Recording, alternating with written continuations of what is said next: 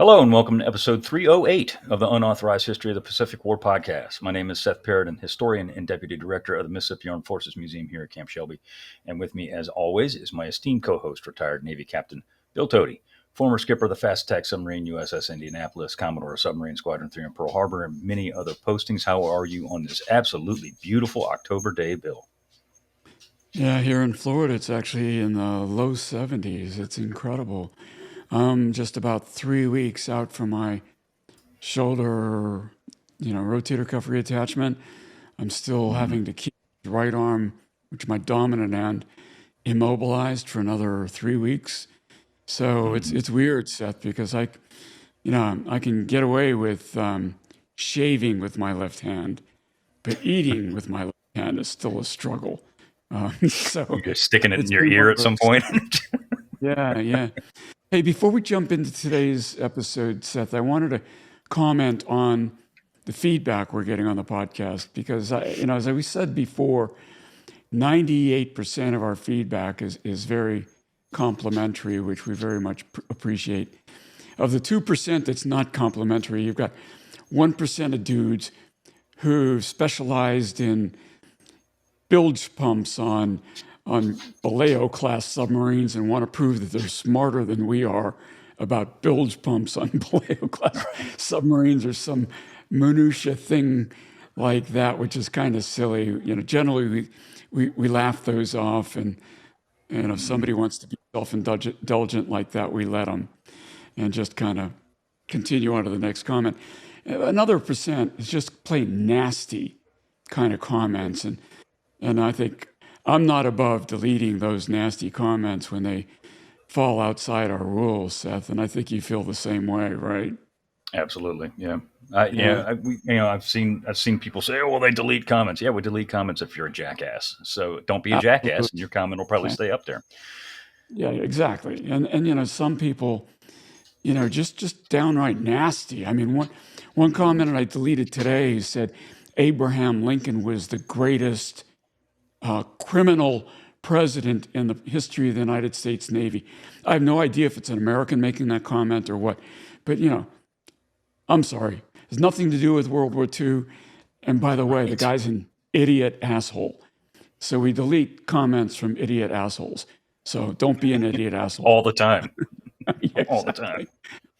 But one other thing I did want to say though is the comments that keep me going, Seth, and I think you feel the same way. You've known hundreds of World War II veterans. I've known dozens maybe. But we get a lot of comments from people that start out like this. My father, grandfather, great grandfather, great uncle was in the Pacific Theater of Operations on Guadalcanal, on Saipan, on Iwo Jima, fill in the blanks here. And I really didn't understand their experience until I started listening to your podcast. And your podcast finally makes me understand something like what they went through, because just like most World War II veterans, they never talked about it. And that's a artifact of the generation that when the war was over, they wanted to move on and just didn't talk about it. And we get, people saying, thank you for doing what you're doing, because now I understand my relative in ways I never would have otherwise. Now, I'll tell you what, Seth, for me, that makes it 100% worth what we're doing. I suspect you feel the same Absolutely, way. absolutely. No, 150% agree. The basis of this show, we've said it 100 times, is the human side of the war. And yes, obviously, we're telling the story of the Pacific War, and we do talk about some of the high level guys like Nimitz and Spruance and MacArthur, and we do that all the Mm. time, obviously, because they're a big part of the story. But the basis of this program has always been, at least in my opinion, the John Q. Public average sailor, Marine, soldier, airman, coastie, Right. whatever the case may be. And because, while Nimitz makes the big decisions and Spruance makes the big decisions and such and such and such and such, it's, you know, Mike Mervosh that's in the foxhole on Saipan, going toe to toe, eye to eye with the Japanese. It's not Bruins, it's not Nimitz, it's not Holland Smith, it's Mike Mervosh, Keith Renstrom, people like that, and that's the basis of this show. And if we continue to get comments like that or emails like that say thank you for doing this because it helps me understand my father or grandfather or whatever the case may be, that warms my heart personally, because that literally has been my life's work for the last 20 plus years, is preserving these guys' memories. So I think that's one of the, it's great when we get a compliment saying, you guys are doing a great job. Well, thank you very much. But those kind of comments about their family members are the highest compliments to me. Absolutely. And we also get people sending us kind of like photographs of artifacts, Yep. things like that. We got one last night, and if I could share my screen here, let's see, that's not it. Yeah, that's maybe that's the better, the way we look better. But here, this photograph here that somebody sent us last night, his father was a crew member on the USS Essex when it was hit by a kamikaze. And his father had this kind of scrapbook that he didn't talk much about. But this little device, this little piece of cloth down here, is part of the kamikaze pilot's parachute and other artifacts from that kamikaze airplane, Seth. And people send us other photographs all the time of things like that, and some of them actually inform. They're educational, and some of them it's just so heartwarming to see that people connect with these things and provide context in ways that maybe us talking heads with our pictures that aren't as personal to the listener and viewer can do. And so again, continue to send those in. We may not respond to all of them. This one came from, forgive me, I should have had this off of I remember the last name is Younce. Alan Younce. So this one came from Alan Younce, and we're so grateful that listeners and viewers, pay us a tribute by sharing their family members' stories with us. Yeah, no, totally agree. I mean, and that's cool too, because I never, God bless his soul, I never heard of this gentleman, and we got a little bit of a glimpse into what he went through and what he did, and that's totally cool. By a complete ironic sense of another world, I on Saturday morning while I was drinking my coffee, I happened to be reading through the cruise book of the USS Essex CV9 from World War II that talked And this about is and had before we photographs of received that. email. Yes, yeah. And I was looking at the pictures from that kamikaze attack, and it was completely unscripted. I had no earthly idea that gentleman was going to send that Make image this until stuff this up, morning. right? Yeah. Yeah, Amazing. really cool. Really cool. All right, on with the show, Seth. On with the show. Yes, absolutely.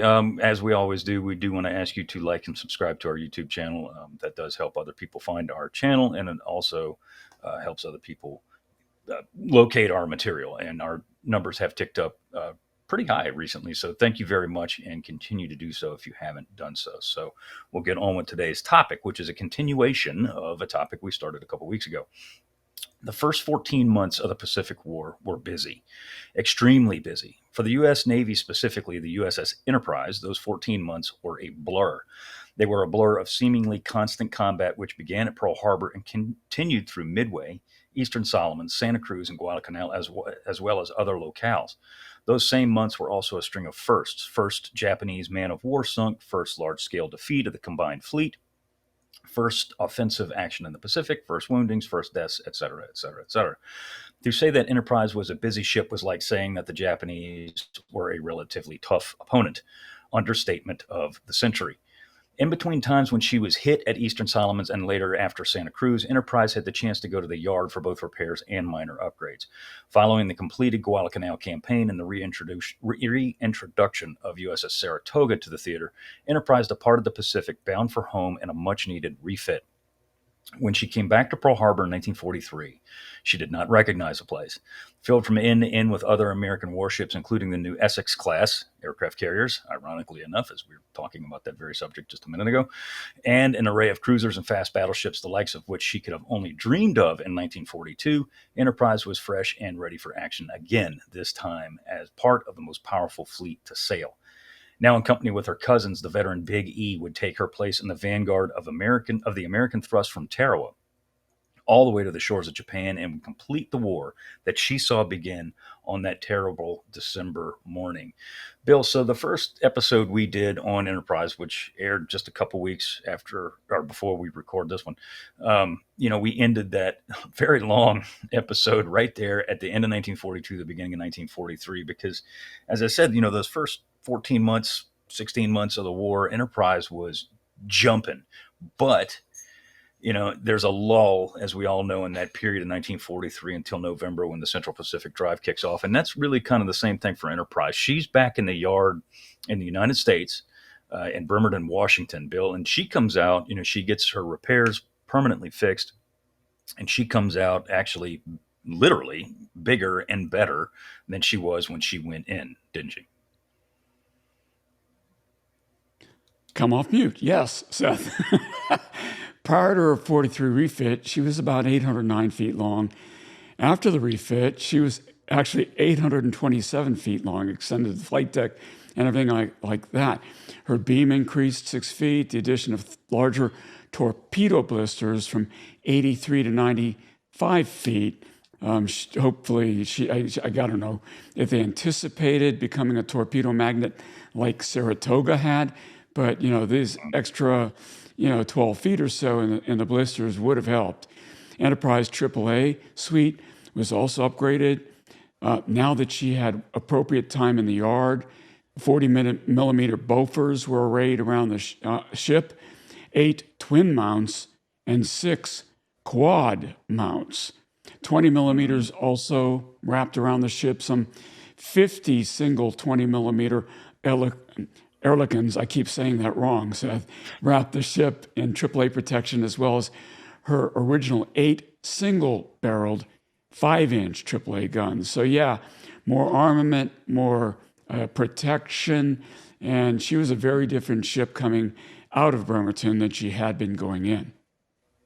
She was, and it was much needed. It was definitely proven specifically after Santa Cruz, that while the fast battleships and the cruisers that were being pumped into the Pacific Fleet could certainly throw up a lot of lead and protect Enterprise and other carriers like her, they still needed to be able to protect themselves, and that's exactly what happens here, as her upgrade and AAA is significant, and it actually does increase again, I want to say, at one point later on in the war, not significantly, because this is about as much as she can handle, mainly because this is what she wasn't even built for all this stuff.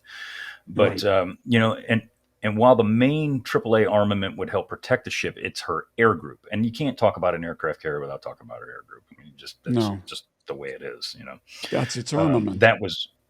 Exactly. Yeah, that's her 16-inch guns. Her air group is her 16-inch guns. And when she leaves Bremerton in 1943 and returns to the Pacific, her original air group actually returned aboard. And this is Air Group 6. Now, prior to Midway, I believe, or it might have been right after Midway, they were all called Enterprise Air Group, Hornet Air Group, Yorktown Air Group, such and such and such and such. After that, they were referred to by their number. So Air Group 6 would have been Enterprise Air Group in 1942, and these guys come back aboard in 1943. Now, Bill, their CAG is probably the most famous naval aviator of that time, and it's a gentleman by the name of Butch O'Hare. Yeah, and a CAG, of course, stands for Carrier Air Group, Commander Air Group, and the Commander Air Group is the wing commander who commands all the airplanes on the carrier. In those days, the CAG was subordinate to the carrier CO.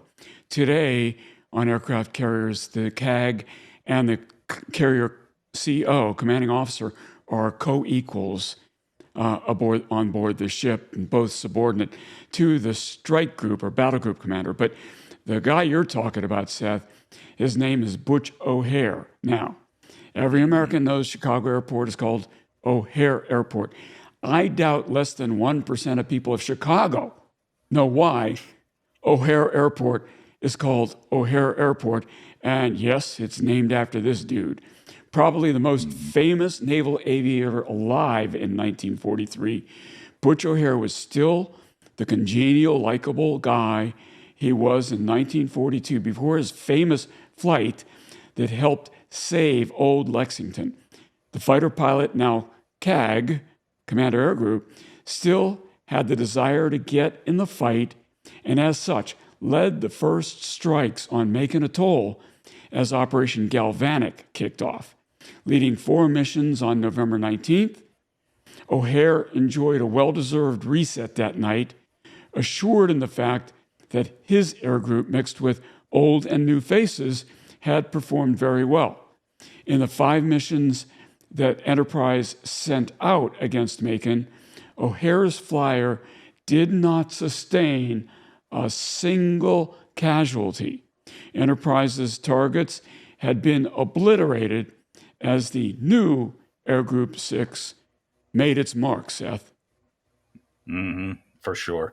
And, there's one thing that O'Hare was an innovator. We always say that good leaders, great leaders, are that very thing. They're innovators. We talked about, Dicko Kane and Gene Fluckey and people like that. They were innovators. They didn't just go with the status quo. They tried new things.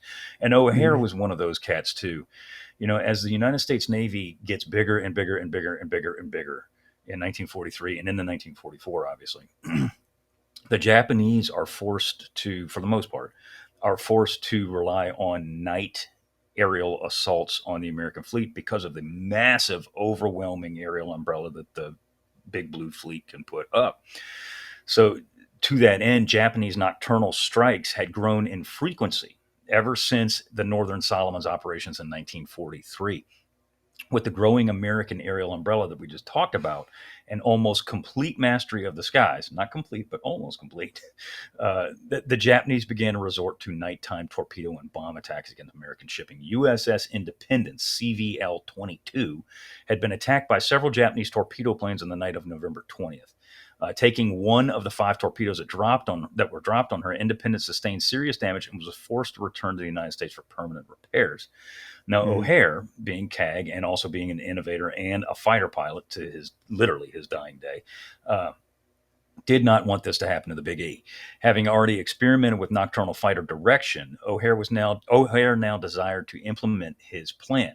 After receiving the blessing of the Enterprise's new captain, a guy named Matt Gardner, and Air Officer Tom Hamilton, O'Hare set about forming what's called a bat team that would locate and intercept Japanese nocturnal raiders before they ever got to any American ship. Bill, he didn't come up with this plan himself yet. He did kind of come up with this plan himself for Enterprise's execution, Bill, and he does form a team, and it is exactly that. It's a 3-plane team. Bill, tell us about what his idea is here. Yeah, I will. But even before we jump into that, Seth, people are going to wonder, how did the Japanese conduct a successful torpedo attack against a darkened ship at night? And, most of our listeners have probably seen the movie Apollo 13.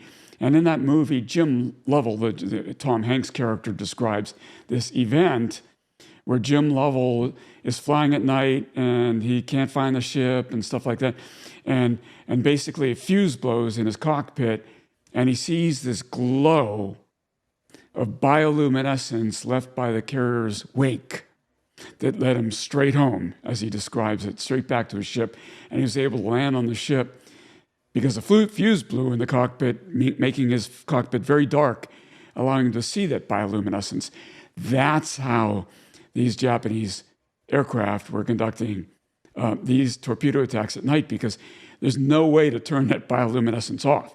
So O'Hare did not want, as you said, this to happen to the Big E. So he already had experimented with nocturnal fighter direction. He now figured we're going to do this for real, not an experiment, but for real.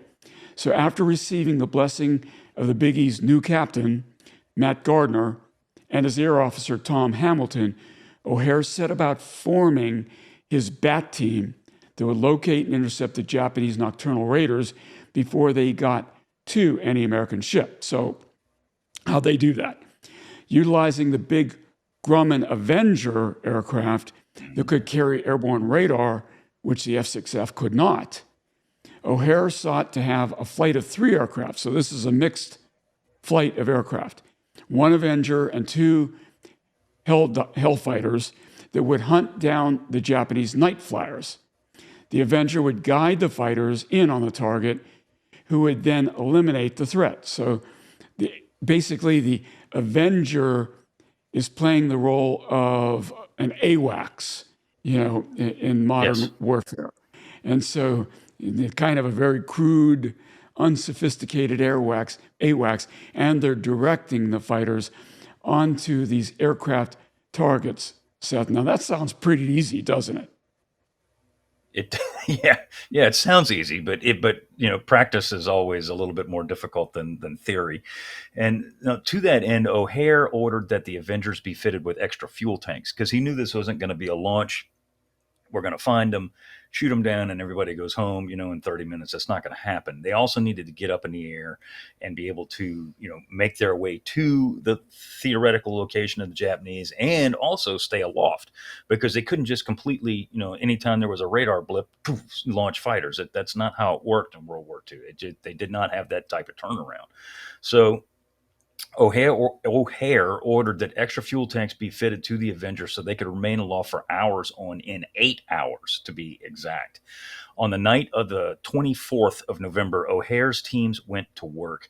And what would be a frustrating 6-hour cat and mouse game, the bat team was unable to locate the enemy aircraft Enterprise's radar had picked up. So it's not an easy feat to do this at all in 1943, early 44. For the next this is 43. For the next several nights, O'Hare's teams again tried to pick up the inbound enemy, but to no avail. The Japanese, they didn't know any of this was going on, nor did they care. They continued to launch night attacks, but the bat teams could not locate their foe until the night of November 26th. In the middle of evening chow, GQ sounds on the Big E, and their bat team is launched. O'Hare, who had not flown the last few night missions, was bound to get aloft this night. He was bound and determined. The team that he had assembled, several of the pilots could not locate these Japanese, and he's like, damn it, I'm going to see if I can do it myself. I'm going to see if we can prove this theory right now. Still chewing a sandwich, he jumped into a Hellcat and with his wingman, Ensign Warren Scon, launched into the darkness and awaited the Avenger piloted by a gentleman by the name of Lieutenant Commander John C. Phillips. Now, Bill, after the team forms, which takes forever, there's still some confusion in the air, isn't there? Yeah, there is. They still couldn't, first of all, they couldn't find the TBF. Right, so once they found him, then the trio flies off into the night in search of the reported incoming flight of Japanese torpedo bombers. Taking the rear position in the 3-man flight, O'Hare radios Phillips in the Avenger and says, "Hey, turn on your running lights. I want to be sure it's a Japanese guy and not you that I'm drilling."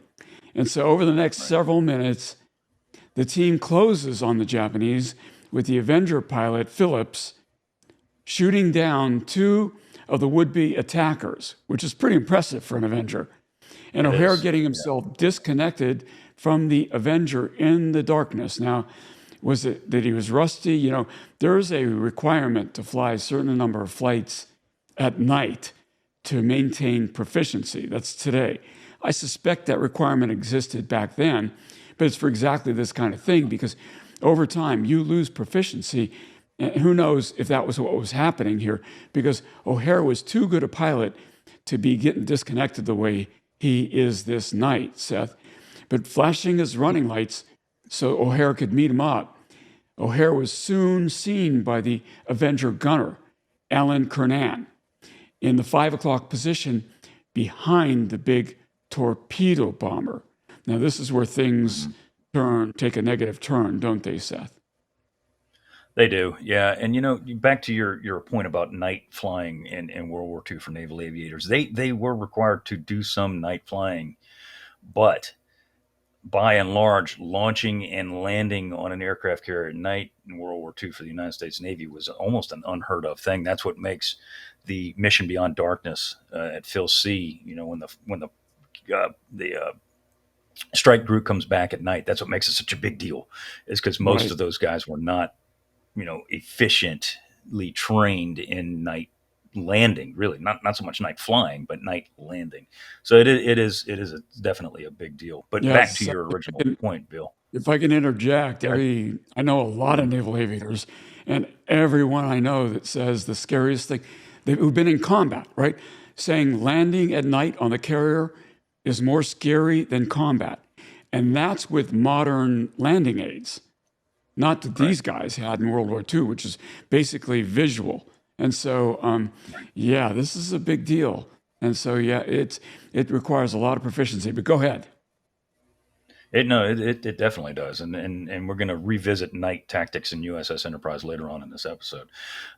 Anyway, back to the original point here is that about the same time as O'Hare is starting to pull in back behind the Avenger, Alvin Kernan, the gunner in the Avenger, noticed that not one aircraft had slid in behind him, but two more aircraft. So a total of three airplanes had slid in behind their Avenger, and he knew that he was only expected to find one back there, which would be Butch O'Hare. Um, Kernan realized pretty quick that a Japanese Betty bomber had slipped in behind O'Hare and the Avenger in the 6 o'clock position and slightly above. Kernan and the Japanese gunner and the Betty's nose apparently realized each other's presence almost simultaneously, and they both opened fire. O'Hare was caught in the crossfire. His Hellcat slid out of formation to port and just simply vanished. For years, Alvin Kernan wrongly believed that he had killed America's most famous naval aviator. In 1997, and this is why we bring this up, John Lundstrom stated that it was more than likely the Japanese nose gunner in the Betty that killed O'Hare. From the Betty's position and the way the Hellcat slid out of formation, Lundstrom stated that it simply had to be the Betty that killed Butch. And we bring this up, and it's a very famous story, and people have asked us to cover O'Hare multiple times, and we do talk. We talk about him in an earlier episode, but this is where he meets his demise, is aboard USS Enterprise, or rather launching from the USS Enterprise, and so we felt it was most appropriate to cover it here. Now, Enterprise's radar is seeing all this go down. They see an aircraft fall out of formation some 30 miles away from the ship. And they knew, well, they didn't know then, but they assumed as much, that one of the American aircraft had slid out of formation. It was one of the American aircraft that went down. And of course, it indeed was. It was Butch O'Hare. Enterprise had suffered a lot of casualties so far in the war, but few deaths had affected the ship as a whole as much as the death of Butch O'Hare did. The entire crew, Bill, felt the loss deeply, as O'Hare had quickly, he hadn't been aboard long, but he'd quickly endeared himself to everyone aboard, brown and black shoe alike, officers and blue jackets. Everybody loved Butch O'Hare, and everybody aboard the Enterprise felt this loss to their core, Bill. Yeah, Medal of Honor recipient. Let's not forget that he was an outsized personality, not in a kind of an egregious, gregarious way, but in a, Right. just he had a presence, and people loved him. Yeah. And it was huge loss, and to the naval aviation community, even to this day. I mean, it's a loss that's felt, and so yeah, we need to make sure people don't forget old Butch, even with the airport named after him, too few people understand why that's still appropriate in 2023. Absolutely. Yeah. So, And as we were saying, Bill, 43 was kind of a quiet year for Enterprise. Really, she doesn't see a whole heck of a lot of action, mainly because she's in the yard for so long. And when she does Operation Galvanic that we just talked about. And of course, the big point in that is not only is she back part of the fleet, but Butch O'Hare goes down and loses her, as we just said. So 1944 dawns, and 44 is going to be probably busier than 1942 was for Enterprise, Bill. There's a lot of stuff going on Enterprise, isn't there? yeah, there is. I mean, my goodness. First of all, Air Group 6 departs the Enterprise for the last time, Returning aboard Big E was another familiar Air Group 10, which include VB-10, VT-10, VF-10, and now VFN 101. Now remember, VFN 101 was a Corsair group, and there's a lot of churn on the internet about Corsair's inability to land on aircraft carriers, and that's why the Navy gave them the Marine Corps and stuff like that. Some of that's true, but some of it's exaggerated. And here we got a Corsair group, and I think this is one of the original unmodified squadrons of Corsairs, Seth, if I'm not mistaken. So yeah, you got the Ensign Eliminator flying off of the Enterprise. There's too much alliteration in that. Enterprise Ensign Eliminator in VFN 101. So familiar faces dotted the ready rooms, men who had already had flown with AG-10 at Santa Cruz as green aviators are now veterans. And men like Donald Flash Gordon guided the way, guided the new hands in the ways of combat. So 1944 did signal a change in the way the Pacific Fleet would fight as well. Now part of Task Force 58, we've talked a lot about Task Force 58, and we said good and bad things about Mark Mitcher, its commanding admiral. Enterprise was the flagship of one of 4 internal task groups within Task Force 58. So when you arrange a task force, you've got 2 digits, 5, 8, and when you have subordinate task groups, you put a decimal and another digit. So you have Task Force 58.1, decimal 1, Enterprise, and Rear Admiral John Reeves, along with CV-10 and Bella Wood, would be an enormous player in 1944's drama. Reeves was not well liked by the men aboard Big E, as he was aloof and very top-down. However, the leadership factory that Enterprise was, and always had been, shone through the pedantic Admiral Reeves.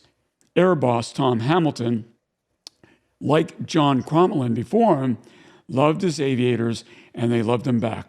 Always at hand and always ready to fight for his flyers, Hamilton would hold the ship together, Seth. And so there's this amalgamation of the old and the new, old planes, older planes, and brand new planes that really made this a very different Enterprise, didn't it? It did. And we talk a lot about, and we're going to get into some of the specifics on this in a few minutes, but we talk, in 1942, American carrier tactics and operation were not very good. And by that, I'm not talking about execution and mission, not at all. I'm just talking about like launching squadrons and air groups and getting them to congeal as one unit like they're supposed to and fly off. And that it was just abysmal in 42. And it wasn't a whole hell of a lot better than 43, but by 44, to your point, Bill, ships like Enterprise, who had been around literally since the beginning, they were operating like a well-oiled machine. And even some of the newer carriers like Essex and Yorktown 2, or if you want to call it CV-10, they'd been around long enough now to also be operating like a well-oiled machine. And so much so that some of the older targets were hit in the early part of 1944. The first mission for the Enterprise in 1944 was almost like old home week for the Big E. She hit Tarawa, not Tarawa, Tarawa. Enterprise flyers absolutely pummeled the atoll's targets. These are the same targets that Enterprise pilots had hit in the first offensive action taken by the United States Navy in World War II. On February 1st, 1942, in the hit and run raids under Admiral Halsey back in the dark days of the early part of the Pacific War. The atoll proved to be an absolutely excellent place to hone the new flyers' abilities and to also resharpen Air Group 10's old hands as well. Throughout a cycle of launches and recoveries that lasted the entire day, Big E aviators pounded the target and rendered Tarawa a dead duck, really, for the remainder of the war. Tarawa becomes one of those places, Bill, that unfortunately for the people that are ashore, happens to be one of those targets that just gets constantly hit as new carriers or even old carriers with new air groups are coming back out to join the fleet. They just pound this place. It's almost like a batting cage before the main game here, and it's this is no different here, but for the next several months, Bill, Enterprise and her task group and task force, they really start to pick up the pace, don't they? They're going all over the Pacific. Yeah, they do, Seth. Like you said, in 42, operating squadrons of aircraft off of carriers was like a brand new effort that got much, much better by 1944. But in addition, initially the aircraft carriers, even when they were in convoys, let's say, with each other, operated independently of each other. And by 44, the operation of multiple carriers in a battle force was much more coordinated. The doctrine and the tactics of when to launch which squadrons off of which ship to cover both defense of the fleet and offensive operations was getting really well honed. And to that extent, we were able to hit Jaluit on February 20th, Truk on February 16th and 17th, Emerau on March 20th, Palau, Wile, and Yap on March 30th and April 1st, Hollandia from April 21 to April 24, Truk again on April 29. So there's a lot of stuff going on. And this is just the Enterprise battle force, let's call it that, Task Force 58. And of course, the name that still stands out in that group is Truk. The much feared Japanese base revealed itself to be a paper tiger once the airmen of Task Force 58 struck the anchorage. Yet again, Enterprise men were at the forefront, Seth, and it just continues to go, doesn't it? It does. It does. Enterprise at this time, her CAG after the demise of Butch O'Hare is a gentleman named Roscoe Newman. Roscoe Newman had been elevated. Right after Butch O'Hare, Roscoe Newman had been elevated. He is elevated to Admiral Reeves' staff. Tom Hamilton, the beloved air officer on Enterprise, was elevated as well. And VF-10's skipper, VF-10, of course, being the Grim Reapers, their own skipper, a guy that, again, I've said it before, I'll say it again, had the coolest nickname of the war, Killer Kane, was expected to rise to air officer. The killer, however, steadfastly refused the promotion as he strongly desired to stay in the fight. No one knows how, but Kane got his wish, sort of got his wish. He was eventually promoted to CAG and was at the tip of the spear when Enterprise fighters screamed over Truk on that February 16th, 1944. The thing with Killer Kane was, and always was, is that he wanted to fight. He went into the Navy to do this very job, and he was a fantastic leader. And it's somebody we touched on before, but we've never really gotten into any specific detail on this guy. But now that we're talking about Enterprise here for this second episode, we absolutely have to talk about Killer Kane because he's as much of a legend aboard Big E as somebody like Swede Vettis or Wade McCluskey is. This guy was a legend in 44, and among those Enterprise aficionados still today, he is still a legend. Bill, tell us about William R. Killer Kane. Yeah, an important point you made there, Seth, is that if you wanted to get out of combat, there was all kinds of legitimate ways to do it by being a staff officer. And guys like Killer Kane just, refused those assignments so he could keep flying and keep, engaging. And it was safer to do it the other way, but right, he wasn't worried about safety. He was worried about getting the job done. So William, great name, R. Killer Kane, was an Academy grad, class of 1933, a star athlete in Annapolis. He was a multi-sport star, playing and excelling in wrestling, boxing, football, baseball, and javelin. I have no idea how he had the time to do all that and attend classes, Seth. After graduation, he spent time aboard the various ships like Astoria, USS New York, and others before he asked for and was granted flight training at Pensacola. Getting his wings in 1936, he initially saw service with VB-5 aboard USS Lexington, following a variety of assignments, including float plane pilot aboard heavy cruiser USS Wichita. Kane was assigned as a flight test officer of NAS Pearl Harbor in 1940. And Seth, I got to tell you, being a float plane pilot is not going to be the kind of duty I think any pilot would want. Because, again, you take off from a cruiser catapult, land in the ocean, and have to be craned aboard the ship to get back on board. It's just not sexy duty, Seth. No, most certainly is not. Nor is it something that, and no offense to those who did that job, but Mhm. this is not Killer Kane's persona. He is not a float plane pilot. He is a fighter pilot. But to what you said just a second ago, Bill, and this is really fascinating. That admittedly I did not know until I started digging into him for this very episode. He was OOD on December 7th, 1941, at NAS Pearl Harbor, remaining on duty for the next 48 hours straight after the attack. He saw a lot of damage go down on that December 7th, 1941, and he clamored to do anything he could to get out of his current duty. Again, he dang sure wasn't a float plane pilot, and he damn sure wasn't an NAS test pilot or training pilot as he was in Pearl Harbor. He had to get in the mix. Whatever he could do to get out of that job is what he was going to do. He phoned up a good buddy of his, an old friend by the name of Jimmy Flatley, who was forming a squadron in 1942. Of course, that squadron would be VF-10, the Grim Reapers. The legendary aviator that was Jimmy Flatley absolutely was over the moon to oblige his old buddy Killer Kane, and had him assigned as XO of the brand new Fighting Squadron 10, and its home carrier being the Big E. This is in 1942. Kane and his Reapers saw heavy action before, during, and after the Battle of Santa Cruz and in the skies around Guadalcanal. Like his carrier, Kane was sent back to the United States, where he assumed command of VF 10 after Jimmy Flatley was rotated home.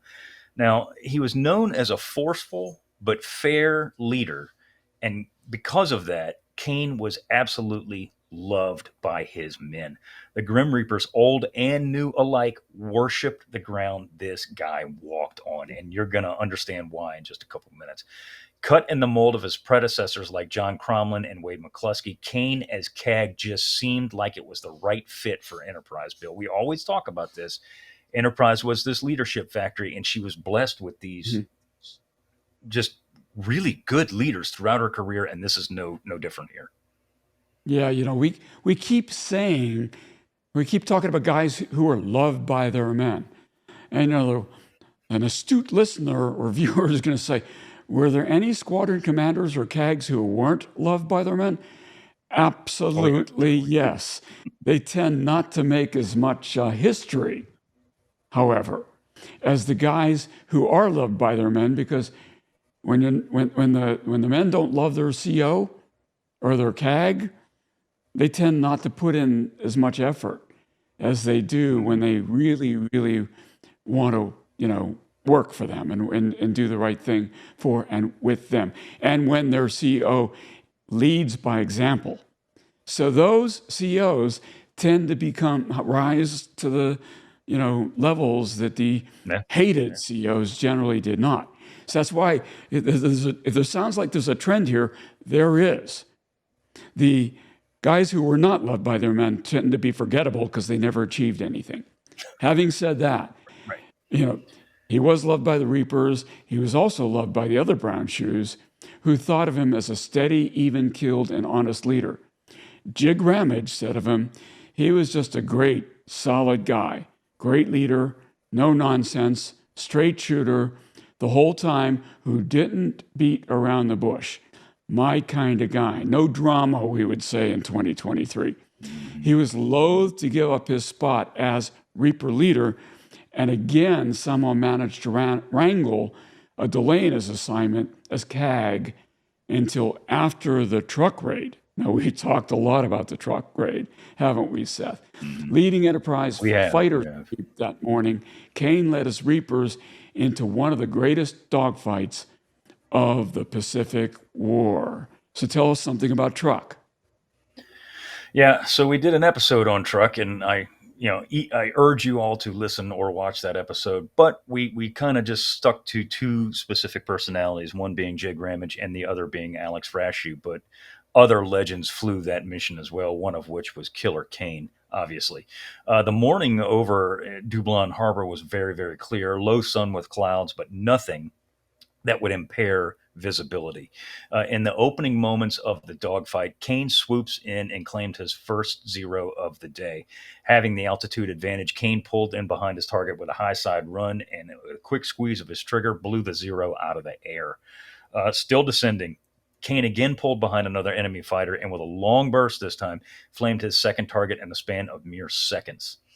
Low on altitude now, Kane pulls up his wingman Vernon Udy alongside the entire time. As his Hellcat claws for altitude, he noticed another Japanese fighter beginning to draw close on another Hellcat. Dumping his nose and pulling a sharp wing over to starboard, Kane poured fire into his third kill of the morning and watched the Zero explode before it ever hit the water below. In the melee, Vern Udy, King's wingman, shot down two more Zeros, and then Reaper Leader and his wingman dove for the deck. So you got to remember, if you go back to that episode we did on Truk, their job was to put that harbor out of action, and they were expecting a lot more Japanese fighter opposition than they actually received. And after those first couple of strikes by American aircraft over Truk, by the end of the day, there weren't many Japanese to rise to the occasion, shall we say. So guys like Killer Kane, after they shot those airplanes down, strafed the airfield, and that's exactly what is done here. He gets back to Enterprise with his wingman. They refuel, they rearm, they get up again. But Kane wasn't the only guy, and this isn't a Killer Kane episode. This is Enterprise. Kane wasn't the only Reaper to see a lot of action that day and actually score. The Grim Reapers were busy all morning long with a guy named Frenchy Roulette, who had two planes to his credit, already downed another three, becoming the Grim Reapers' first ace of their second tour aboard Enterprise. Ultimately, the Grim Reapers claimed 30 kills on the Truk raid. Surely an overinflated number, but what wasn't overinflated was the fact that the Big E's Reapers, along with her cousins, owned the skies over Truk by day's end, Bill. Mm-hmm. Yeah, there's another Enterprise aviator aloft over Truk that morning, and bound to be a legend. This guy's name, you heard it before, James D. Jigdog Ramage, the former Enterprise Black Shoe turned Dauntless driver from VB-10, was elated to see the targets blow him in Dublin anchorage. Jig recalled, quote, "merchant ships, unfortunately, no naval ships, but damn it, it was just beautiful. I picked the biggest ship I could find in the Dublin anchorage and went down on it. As Jig pushed over, the Japanese AAA opened up. The flak was heavy but inaccurate. Over the naval base, the AAA was particularly heavy. Over other areas of the base, it was not. So carrying a 1,000-pound bomb, Ramage lined up on the Hoyomaru, a 13,000-ton cargo ship. His 1,000-pounder smashed through the stern of Hoyomaru after the bridge on the starboard side. Jig recalled, "We blew the sides out of it. The bow was up in the air and the stern was down, sinking. Hoyomaru did indeed sink. Down by the stern, she eventually capsized after having taken at least two 1,000-pound bomb hits." Now, recalling his feelings, Jig said, "We were already happy about the strike. We were still unhappy about Pearl Harbor, and this was our chance to do some good, and we did, because, Seth, we still kind of thought of Truk as the Japanese Pearl Harbor, even though it wasn't really that, was it?" Oh, 100%. Yeah. No, I mean, the aviators had this, boogeyman aura about Truk in their minds. And it most certainly was, as you said, Bill, just a minute or two ago, it was a paper tiger. It was not what we thought it was. And Truk would become one of those training grounds, if you will, for U.S. naval aviators, as we hit it continuously over the next several months with several more raids. But it's this first raid that just puts a licking on Truk that nobody really could have expected it would go off this good. But it's a 2-day raid. The next day saw Enterprise, Jig, Ramage, Killer Kane, and their comrades again pound Truk after having eliminated most of the targets the day before, and realizing that discretion is the better part of valor. Admiral Mitcher orders his carriers out of the area. The Truk raid had been a smashing success, no question. Light cruisers Agano, Katori, and Naka had been sunk. Destroyers Fumakuzi, Tachikaze, Meikaze, and Oite had been sunk. one aircraft ferry, two subtenders, one auxiliary merchant cruiser, 6 tankers, and 17 merchant ships had been sunk. Shipping total losses were in excess of 200,000 tons, not to mention the 250 aircraft, approximately, give or take, that the Japanese lost in the raid. Enterprise's Air Group 10 lost 6 aviators and 4 aircraft. Light casualties, really, Bill, considering the beating that they inflicted on the Japanese here. Yeah, that's right. And for the next weeks and months, Enterprise and her cousins would wreak havoc across the Pacific. Like the Japanese in 1942, who roamed the Pacific at will with their Kido Butai, the Big Blue Fleet roamed wherever they wanted, whenever they wanted, challenging the enemy to a fight that they knew and hoped was sure to come. Changes were made in leadership these months, the most important being Killer Kane finally accepting his leadership role as CAG. He wasn't the only aviator to receive a promotion, however. Jig Dog Ramage's promotion to COVB-10, as XO the Squadron Ramage led most of the strikes, coordinated most of the missions in the ready room, and for the most part ran the squadron. His promotion came as no surprise to anyone. His flyers loved him, sound familiar? Like the air group loved Killer Kane, focused on the ultimate goal of winning the war, and only that goal. Jig was often heard to say to his men, "Our world is the ready room, the cockpit, and the target. Nothing else matters until the war is won," Seth. Yep. Yeah, he was the consummate leader. He really was. I knew him very, very well over his final years, and he lived there in a beautiful condo in on Coronado, and just outside San Diego. And he was just a great guy, and you could tell even at his advanced age when I knew him that he just had this presence about him. You know, again, Bill, you talk about a leadership presence. This guy had that presence even in his 90s. I mean, he was still just this very authoritative, but down to earth, really super, super cool guy. And he was just a really, really good dude. But as far as the, go ahead, Bill. It must have been cool to live that close, Coronado, to the modern day aircraft carrier base on North Island as well. And I can imagine that the naval aviators based on those carriers out of North Island would visit Jig Dog and have him visit them a lot when he was able to do that as inspiration. Yeah, I mean, he was an inspirational leader, you know, even when he was retired.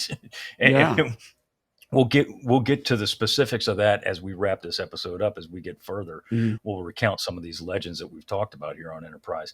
But you know, as much of the action as they'd seen in 1944 thus far, the main action of 1944, at least as far as Enterprise is concerned, is of course Phil C. As the American juggernaut reaches the Marianas, Enterprise and her cousins opened Operation Forager with punishing airstrikes on the first intended target in the operation, that being the island of Saipan. Beginning in early June 1944, Enterprise launched strikes intended to hit targets ashore from Eslido Airfield to the relatively few known locations of Japanese artillery and blockhouses. Listen to our upcoming Operation Forager episodes to find out more. On June 13th, which would be D-2, another gentleman who was also a legend, and that sounds like a friggin' broken record, but it's the truth, aboard Enterprise, a guy by the name of Commander William I. Martin, skipper of VT-10, better known as the Buzzard Brigade, led a strike on targets ashore at Saipan. Splitting the Japanese defenses with the Avenger Squadron from USS Lexington, CV-16, Martin thought that the Japanese AAA would be split against the inbound American strike. Good plan, but it did not work. AAA started bursting around the Avengers at 8,000 feet. Pressing on, Martin and his flock of birds dropped down through the AAA to release their payloads. As he neared 4,000 feet, Martin's plane is hit. His Avenger is hit.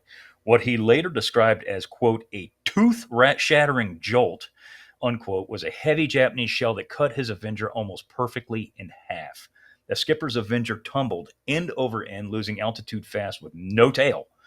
Groping for the mic to tell his two crewmen to bail out, he realized he didn't have the time to do that, and he jumped. He counted 2 and pulled the ripcord. By 3, he hit the water. As for his two crewmen, They were more than likely dead before Martin even knew it. For the Japanese shell hit exactly where the two crewmen, a guy named Jerry Williams and Wesley Hargrove, were stationed in the airplane. The three-man crew had flown together since 1942, Bill, and the loss of the two crewmen cut Martin really, really deep. He jumps I out of this airplane and smacks the water, Bill. Yeah, I can imagine. This sounds like a similar scenario to the Avenger flight that George H.W. Bush flew, where he got hit and had to bail out, and his two crewmen also died. And so I don't think you want to be a crewman on one of these Avengers. It's just really tough to get out of the airplane. And when we did the podcast, or the video on the Aviation Museum of Pearl Harbor, we showed the Avenger and showed why it was so hard to get out of the back of that airplane. But in any case, Martin hit the 4-foot deep lagoon with a painful smack. 300 yards away, Japanese riflemen started shooting at him from the beach. 300 yards isn't that far. And so, ducking beneath the surface and swimming towards the reef, Martin would pop up, get enough air, only to be shot at by the Japanese again. He noticed two boats rapidly heading his way when, miraculously, two Avengers dropped from the sky, strafed the boats, and pulled away. The Japanese in the boats thought better of the attempt and then stayed away. Deploying his rubber raft on the other side of the reef, Martin began to float away, only to be taken under fire from Japanese heavy machine guns. Several hours later, he was rescued by, this is going to sound funny, by a seagull from USS Indianapolis. That's a float plane from USS Indianapolis. Now, we were just saying bad things about float planes, Seth. Until I read about this, I didn't know that there was ever a rescued airman rescued by a float plane off of a cruiser. So this was news to me. 2 days later, Bill Martin was transferred back to the Big E with news that the Japanese fleet was inbound to do battle. Now, Seth, do you know of any other times when cruiser float planes rescued any downed airmen? Yeah, there were a few other times. The one when that pops up, yeah, there were, and actually, Indy's float plane does it again, not to Martin, but to a couple of other Enterprise aviators later on in the course of the war. But there's one specific incident that we don't want to get into too much, but it harkens back to the truck raid. Several aviators had been shot down and were kind of congregating in a relatively small area, and the OS2U Kingfisher from USS North Carolina, piloted by a gentleman, I cannot remember his first name, but his last name was Burns. I know that. Went around and landed and picked these guys up all through Truk Lagoon as he's being shot at by the Japanese. By the time he's picks all these guys up, he's got so many guys, so many naval aviators on the wings of his Kingfisher, he can't take off. Not that he would take off with guys hanging in the wings anyway, but he's so overloaded that he can't go anywhere. And there's actually pictures of this, and I'll show one. I have it. And just happens to be that his plane is spotted by none other than USS Tang, captained by Dick O'Kane, that goes over and pulls all of these guys, including Burns, off of the Kingfisher. His Kingfisher had been damaged by waves. It had just been taking a pounding. And USS Tang's, I believe it's our 20 millimeters, shoots this thing up, sets it afire, and sinks it. But yeah, I forget how many guys Burns rescued, but it was, I don't know, 7, 8, 10, a bunch of dudes. So it wasn't a extremely common occurrence, but when it happened, it was pretty dramatic. Well, this is why you're the historian, Seth. It amazes me that you knew that. And so you're the historian and I'm not, for a reason. And so good. Well done. Great pulling that. Because we didn't prepare for that. I just threw what I thought was a hard ball at you and you hit it out of the park. So good job. Pulled that one out of back here. But Yeah. so back we're talking about Philippine Sea, Right. and on the morning of June 19th, 1944, Mark Mitcher's Task Force 58 prepares for battle. They knew the Japanese were coming, and they're preparing for this battle with the Imperial fleet. Now, this is a battle that Task Force 58 had been looking for really the better part of a year. Of Mitcher's 15 aircraft carriers, 15, only one had done battle with the Imperial fleet in its entire history. That one aircraft carrier of the 15, of course, is USS Enterprise, CV6. On the day that would become known as the Great Marianas Turkey Shoot, Enterprise fighter pilots saw plenty of action. Reaper Flash Gordon was aloft in the afternoon and heard the radio chirp in, quote, Vector 270, unquote. Turning his Hellcat to the west, Flash spotted the Japanese dive bombers and torpedo bombers. Ignoring the Japanese escort, the Santa Cruz veteran bored in and attacked the Japanese bombers. As the Reapers engaged the Japanese, they dropped as low as 50 feet, flying over and through Willis Lee's battle line as the fast battleships threw up a literal wall of AAA. Flash claimed 2 kills that day. His squadron mates scored more. Rod Devine was vectored into a Japanese formation where, in a matter of minutes, dropped 4 Japanese airplanes, 2 Zeros, a Val, and a Judy. Phil Kirkwood and the previously mentioned Vern Udy each claimed 3 Japanese airplanes in one day, while James K. Merle Long and Bob Kanzi scored twice apiece. So, Enterprise didn't see the massive amount of fighter action that, like, Lexington did that day because just of her relative location within the task force. The Japanese just didn't get that way. They didn't get that close. And Enterprise aviators, for one reason or another, were not aloft when the big Japanese raids were inbound. But they do see some action here. But really, Bill, the main action for the day is the fact that none of these Japanese, as I said, actually even get anywhere close to Enterprise, with the exception of 4, Bill. There's only 4 Japanese airplanes in this entire Turkey Shoot that get anywhere near the Big E. The Hellcat drivers were absolutely magnificent. Yeah.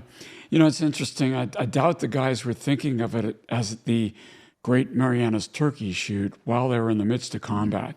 Afterwards, it probably... Right. When they saw how few losses and how many enemy that they downed, in retrospect, it probably, I won't say seemed easy, but, put it in a different perspective. But in the middle of that fight, you don't know how it's going to resolve. And so, so guys like Killer Kane, who had been grounded with a head injury following a water landing days earlier, took himself off the grounded list, grabbed a Hellcat, and went hunting. Later that evening, Killer Kane came across 2 Japanese roofies and splashed both of them, elevating his status to ace. So while the Turkey Shoot had been a record day, Mitchard knew that the Japanese flat tops were out there, and he wanted to get them. So the next day, June 20th, would be that day, Seth. And so, yep. And when the aircraft come back after, this isn't the big event where they're having to fly long distances, engage, and then land in the dark. That's the 20th, isn't it? Correct. Yeah, and that's the next day. And Enterprise plays a huge part. While we just said she did, she got some action on the 19th. The 20th is where she sees her action at Phil Sea. Earlier that afternoon, she sends out a lot of scouts to try and find the Japanese. Enterprise pilot Lieutenant J.G. Ed Laster actually sees a disturbance on the horizon. He's one of the first guys that spots the fleeing Japanese Imperial fleet, the combined fleet. He radios the location, adding speed to close the distance. The Big E pilot recognizes the shape of Japanese flight decks beneath him. Reporting the sighting, Task Force 58 prepares for a late evening launch. Now, this is a site, these flat tops underneath Ed Laster, this is a site, Bill, that the Task Force 58 had not seen. No American pilot had seen a Japanese aircraft carrier since the Battle of Santa Cruz in October 26, 1942. So this is a big deal when they see these flat tops. I mean, this is serious. This literally lights a fire underneath all of the aviators, not just on Enterprise, but across the fleet, Bill. Yeah, parenthetically, of course, Spruance is in command of Fifth Fleet at this time during the Saipan, during the Marianas Turkey Shoot, and we're going to talk in a moment about how he gets his carriers.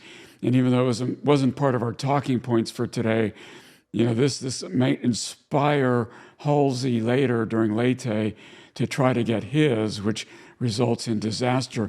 But we'll leave that conversation for another day.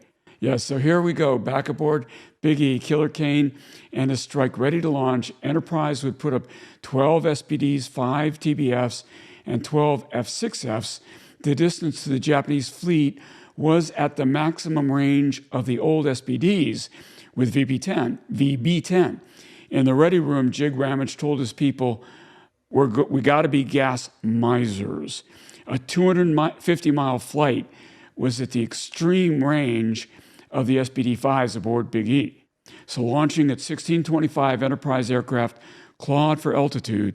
Shortly after launch, Ramage received an updated sighting report stating that the targets were a degree off, adding 50 more miles to their flight.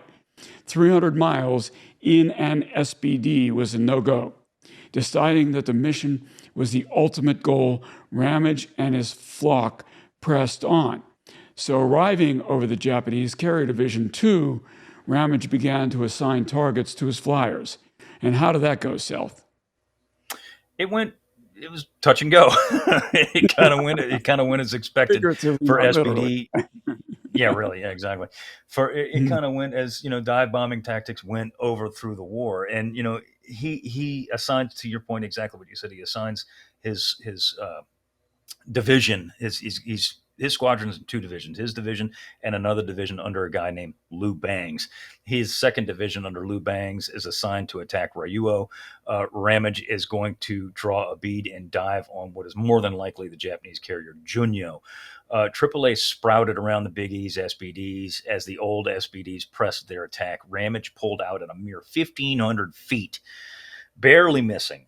Ramage turned in his cockpit to see his bomb explode close aboard. What Jig didn't know was that his bomb and the resulting waterspout it created buckled Junyo's flight deck, rendering her unable to launch or recover. So his near miss was damn near as good as a hit. His following SBDs hit Junyo at least twice, both hits on her island, which blew the ship's funnel off, sending it careening into the sea. Lou Bang's division attacked several targets as confusion absolutely reigned here, being credited with a hit on Hayo. Ryuo was near missed at least 3 times by Enterprise aviators here. The flight home is very, very well known, and we're not going to get into that here. We're going to do an episode on the Mission Beyond Darkness where we'll get into that in deep, deep detail. But that being said, the chaos in the air that night is both heartbreaking and legendary at the same time. So Enterprise flyers landed literally everywhere, Bill, all over the fleet. And the one thing that Ramage was most proud of was not, near missing or hitting, as the case may be, the Japanese aircraft carriers, is that he got all his people home that night. And that's something that I think literally only one other squadron in the entire fleet could say, is that they got everybody home. And that night was absolute chaotic. It was a chaotic mess the entire night. That night landing aboard all the American carriers was just a screw up from the get-go. But Jig Ramage got all of his people home that night, Bill. Yeah. Killer Kane was noticeably missing, though, that night. The mood on Big E was glum, as the fate of their beloved CAG was unknown. The following day, a destroyer approaches Enterprise and blinkers a message, flashing light, to the carrier that says, "How much ice cream is Killer Kane worth to you?" Air Boss Tom Hamilton whooped with delight on Big E's bridge, and soon word was passed throughout the ship that Killer Kane was coming home.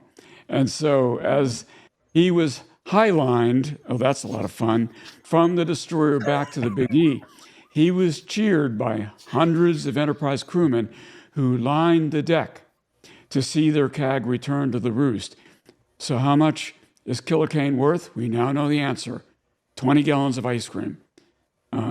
So, it's funny.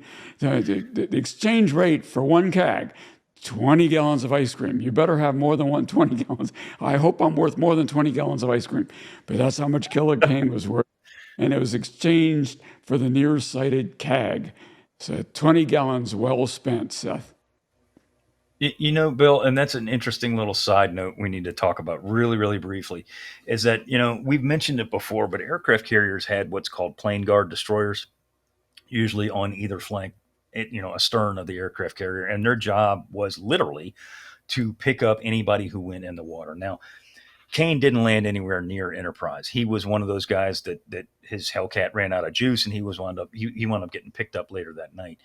And then, obviously he told him, hey, this is who I am, this is my ship, and they brought him to him. But the exchange for ice cream, this isn't the only time that this happens. It actually became kind of a tradition, and that might be a tradition that still stands today. I have no earthly clue, but in World War II, it most certainly was, because most destroyers, with the exception of USS Kidd DD-661, did not have ice cream makers aboard them, so ice cream was a rare treat for these guys.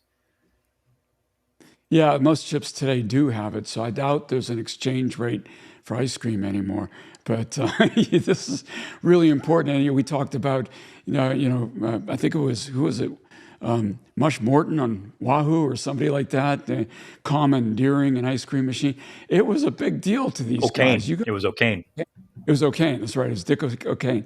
Yeah, this is not normal. So yeah, for absolutely worth it to these guys. The 20 gallons of ice cream. So that brings us to Leyte, right? And we kind of hinted that there was going to be an issue at Leyte in 1945. After Philippine Sea, Enterprise returned to Pearl Harbor for minor mechanical repairs. While there, she bid adieu to Air Group 10 for the last time. In August, she welcomed Air Group 20 aboard.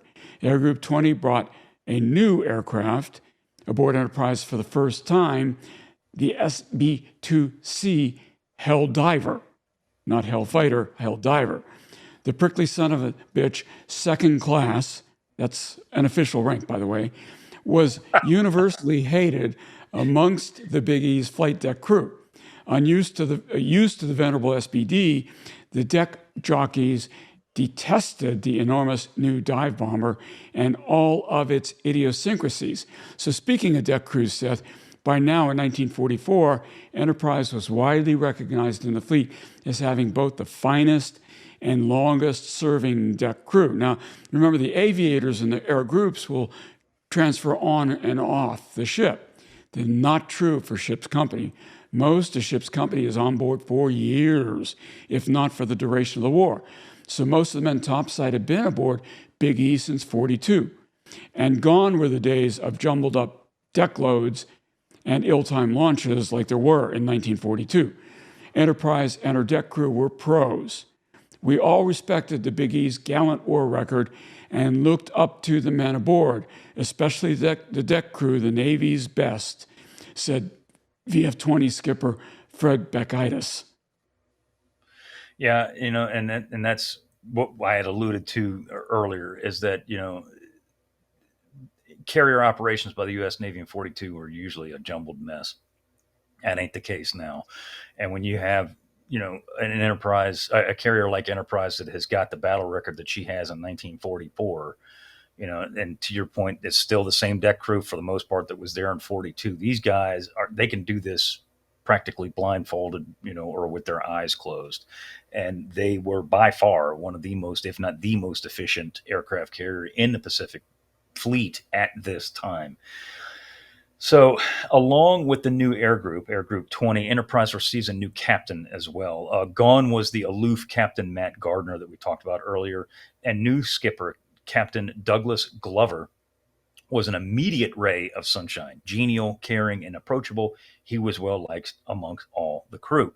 Over the next several months, Enterprise and now Task Force 38 under Admiral William Halsey, same guys, different nomenclature, hit targets all over the Pacific. The Bonin Islands in August, Palau and Peleliu support operations in September, Nansei Shoto in October, Formosa in October as well, Leyte for a week in mid-October, and then, of course, Bill, Leyte Gulf from the 24th through the 26th of October 1944.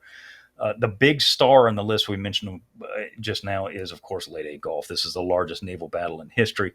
Following the support of the Leyte operation, Enterprise and her consorts in Task Group 38.4 were bound for Ulithi on October 21st when the ship received a flash message from Halsey that stated in no uncertain terms, typical Bill Halsey, to return to the task force and prepare for a sea battle. Now, this task group, the 38.4 that Enterprise was a part of, was going back to Ulithi to reprovision and refuel. There was Hmm. no battle damage or nothing significant anyway that they were going to do. They were just being rotated out. Such was the size of Task Force 38 at that time that could happen without any kind of loss. But Halsey wanted his old flagship, the Big E, and her consorts back in this fight that he knew was coming, Bill. Yeah, he did. And on October 24th, Enterprise, along with Franklin, launched Dawn Scouts looking for Japanese battleships reported in the Sulu Sea. This is going to start sounding familiar, folks. At 0830, Lieutenant Ray Moore's search found two Fuso-class battleships, Yamashiro and Fuso, along with 4 destroyers headed north at 14 knots. The battleships opened fire on the Enterprise aircraft with their main batteries, and that's pretty substantial.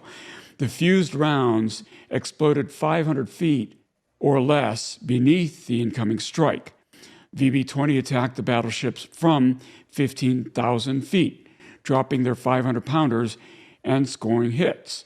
While the Helldivers attacked, Bakudis's Hellcats screamed in and fired rockets at the battleship's AAA crews.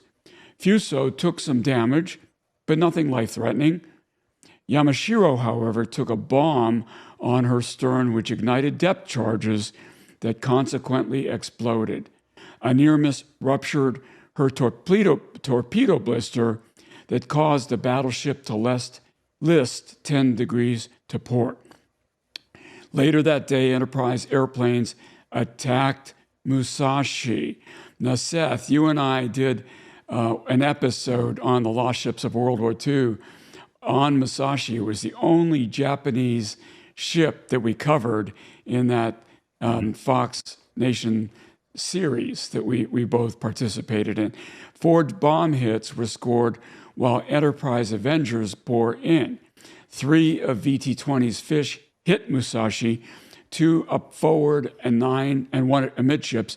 Following the Avengers came the Hellcats, throwing rockets into Musashi's superstructure and strafing gun crews. Now, when we did that episode, Seth, I remember the analysis indicating that there were as many as 19 torpedo hits on Musashi before she went down. Do you remember numbers like that? I remember them being large numbers. I don't remember the exact numbers, I'll be honest with you. But I mean, this thing took an absolute beating. And her sister Yamato takes even more of a beating in April of 1945. But I mean, this thing, it was a Leviathan, literally. I mean, it was like, Mhm.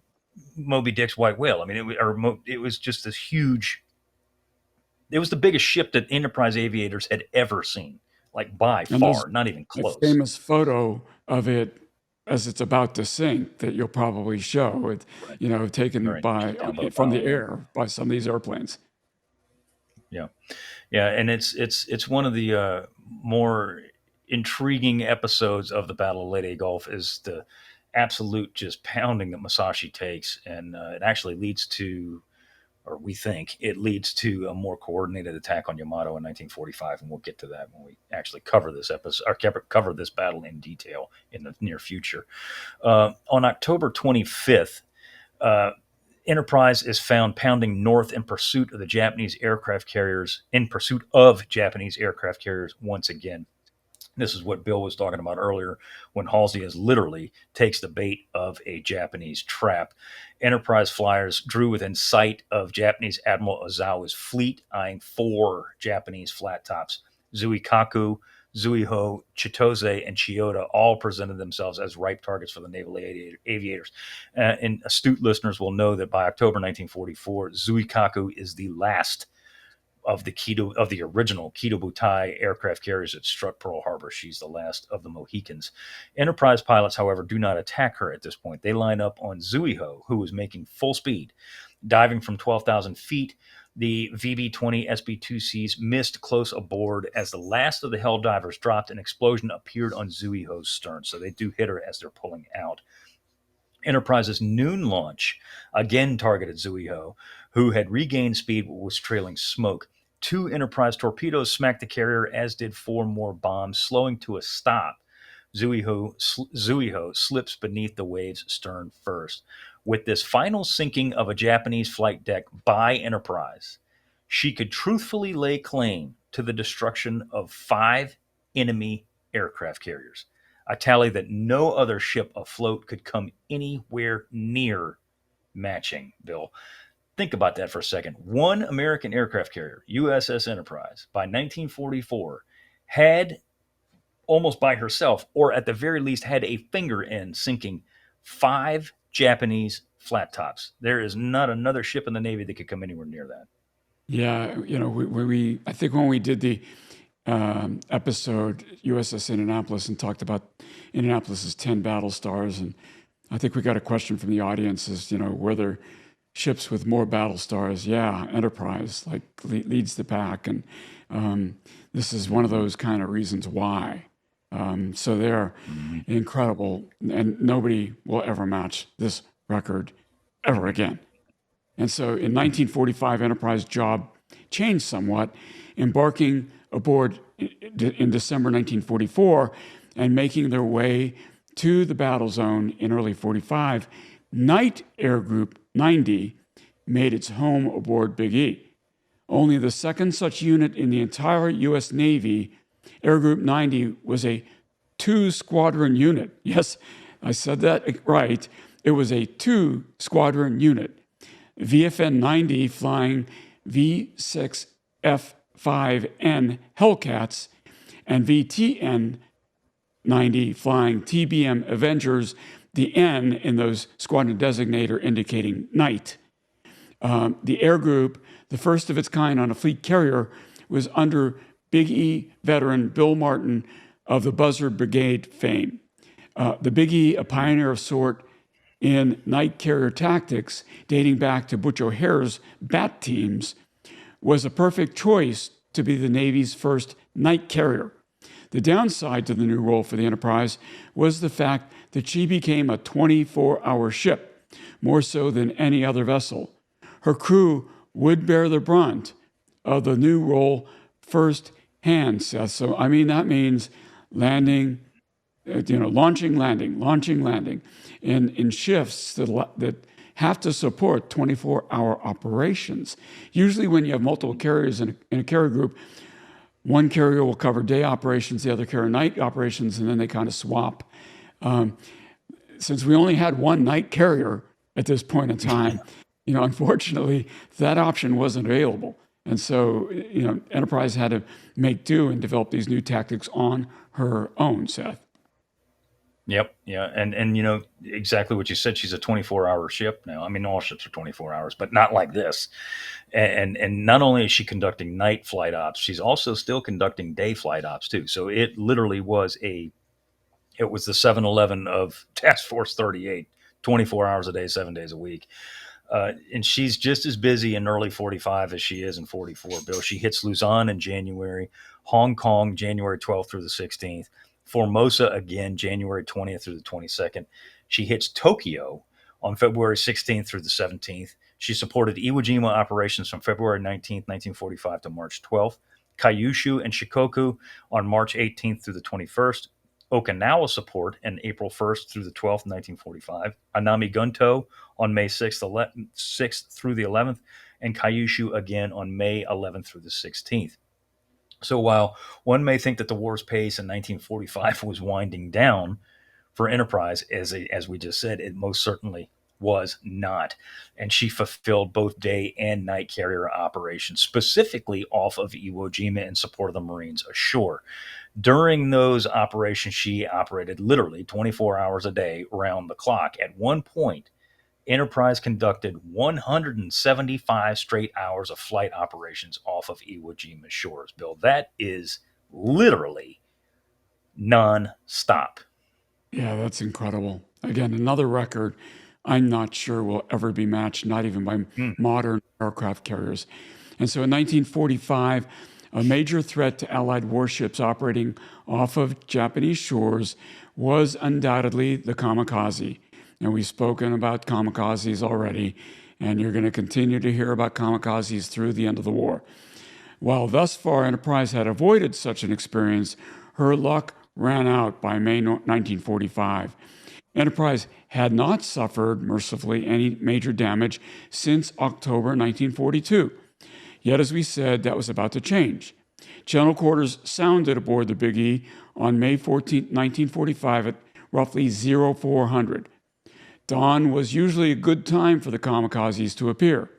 AG-90 was headed back to the ship after having blanketed enemy airfields at night, all night long, in an attempt to seek and destroy suicide aircraft before they launched.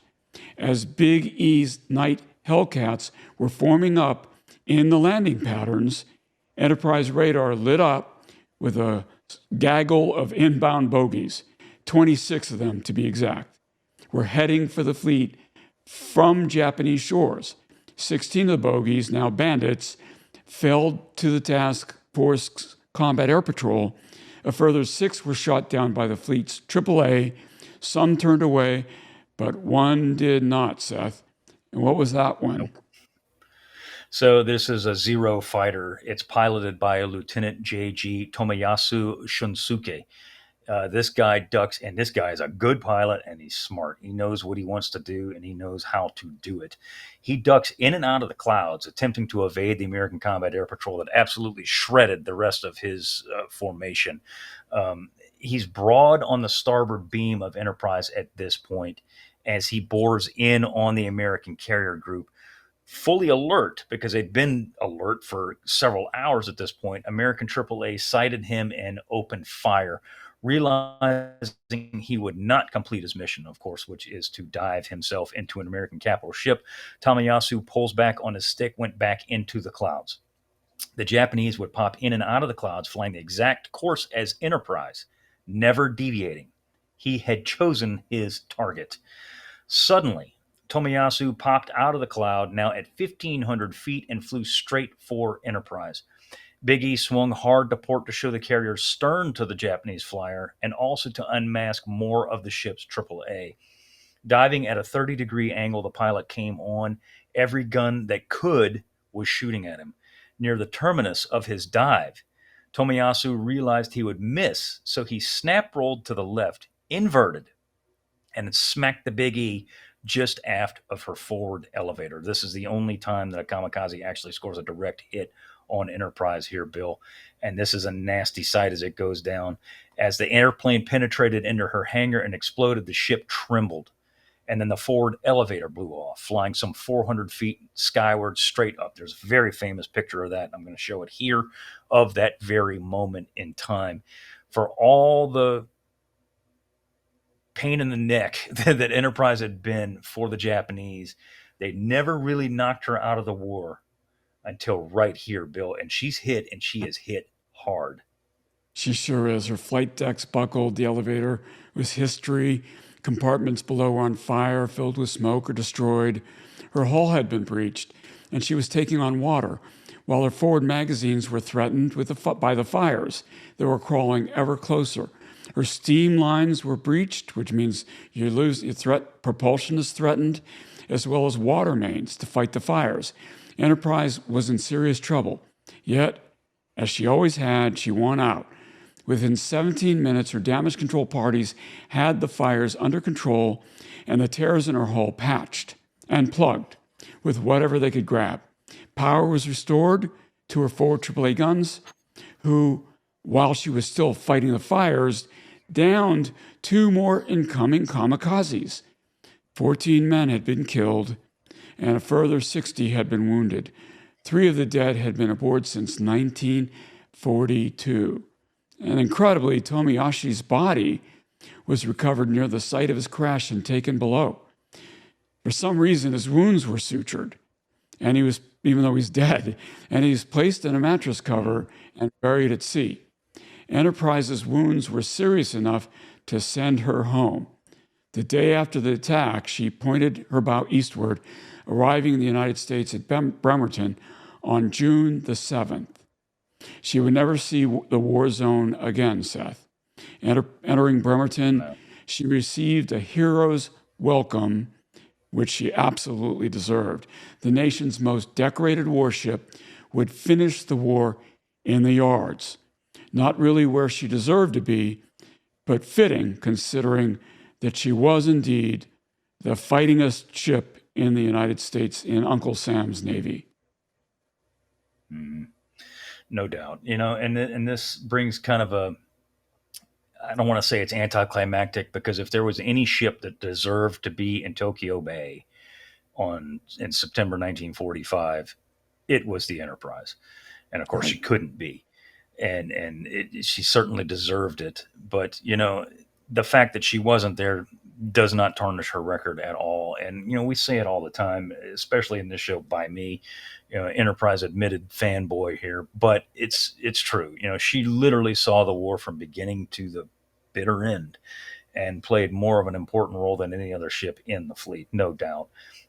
In the course of the war, Enterprise loses 384 men over her wartime career, and that includes airmen and sailors. A light tally, frankly, when compared to the likes of Bunker Hill or Franklin, but tragic nonetheless. Her battle record was absolutely unmatched. 404 aerial kills, 507 ground kills. She produced 17 aces, was credited with sinking some 71 enemy ships of all shapes, kinds, classes, and sizes. The taxpayers, Bill, definitely got their due with the Big E. I mean, that is incredible. 71 ships. Yeah. That's amazing. You know, um, what can you say? It is, the most legendary ship in World War II. From my perspective, too, as an Indianapolis fanboy, I'd have to agree with you on that.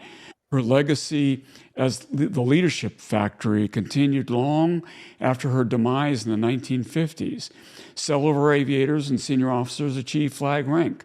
Bill Martin, Jimmy Flatley, Killer Kane, Wade McCluskey, Max Leslie, and a handful of others. One who achieved flag rank despite his outspoken ways and even surprised himself at the accomplishment was Jig Ramage, who even after the war continued, to be a legend.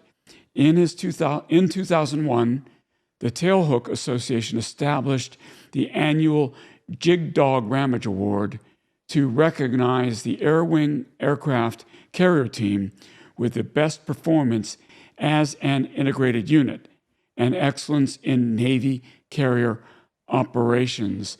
And that award has been given out every year since. And there's something about your old buddy Swede that is worth saying as well, Seth. Yeah, yeah, and Swede Vet is we talked about him in the first part of this episode, or the first part of our Enterprise duo here, and obviously at Santa Cruz. And another legend that flew off the decks of Enterprise. He retires as a captain, and he retires. He commands an air group and the supercarrier Constellation. But what's really cool is that the Top Gun School, yes, the Top Gun School, was founded under Swede's watchful and very appropriate eyes. And this is from literally everyone who ever flew with him said that he was the finest naval aviator afloat. And this is incredible. And I didn't realize this until years after I started. I interviewed a lot of the Grim Reapers, a lot of VF-10, but it didn't really click in my mind until I interviewed a couple of the last survivors at this point. The Navy's Blue Angels, and everybody knows who the Blue Angels are, that were founded in 1946, were filled with ex-Enterprise men. Most of these guys flew with the Big E's Grim Reapers in 42 and 44. Butch Voris, Whitey Feitner, Al Tadeo, Wick Wickendahl, and Dusty Rhodes all were Reapers from the Big E, and they were among the first and second class of Blues. Bill, that's just freaking cool, man.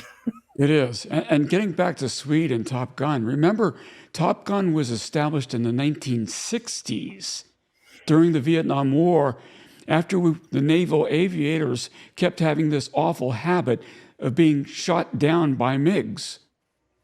And we decided that, something's not working here.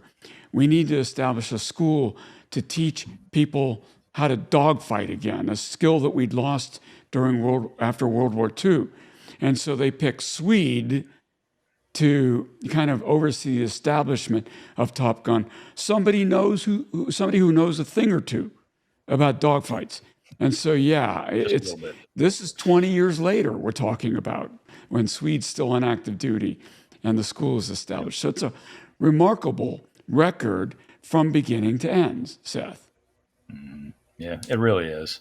And and I mean, we could go into bios of all these guys that flew off of or served aboard Enterprise, and we could sit here for another 2 hours and talk about all these guys. But we said it in the first episode we did on Enterprise a couple weeks ago that she was known as a leadership factory, and this proves the point. I mean, there were guys from literally from her inception in 1938 until the end of the war that had an impact on the United States Navy in some way, shape, or form. Be they guys like Swede who did Top Gun, or Jig Ramage who has an award named after him to this day.